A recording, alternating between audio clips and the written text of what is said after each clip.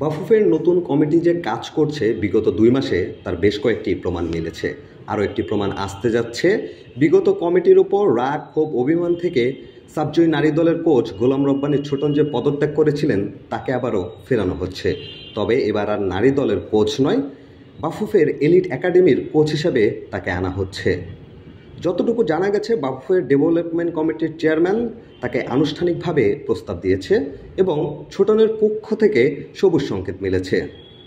সপ্তাহখানেকের মধ্যে বাফুফের development committee তাদের প্রথম সভায় বসতে যাচ্ছে। সেখান থেকেই আসলে আনুষ্ঠানিকভাবে ঘোষণা আসতে পারে। কোচ গোলাম রব্বানী ছোটনকে ছাড়াও বাফুফের এলিট একাডেমি নিয়ে ডেভেলপমেন্ট কমিটির আরও বেশ কিছু পরিকল্পনা রয়েছে। বর্তমানে কমলাপুর স্টেডিয়ামে বাফুফের এলিট একাডেমির অবস্থান। সেখানে পর্যাপ্ত পরিমাণে সুযোগ সুবিধার অভাব। এছাড়াও কমলাপুর স্টেডিয়ামের টার্ফের সংস্কার কাজ চলছে। সব কিছু মিলিয়ে তাই এই একাডেমি ঢাকা থেকে যশোরে স্থানান্তর করার সিদ্ধান্ত হয়েছে। যশোরের শামসুল হুদা একাডেমিতে বাফুফের এই একাডেমি নিয়ে যাওয়া হবে এবং সেখানেই সব কার্যক্রম আগামী কয়েক মাস বা বছরের জন্য বা পুরোপুরিভাবে সেখানেই পরিচালনা হবে।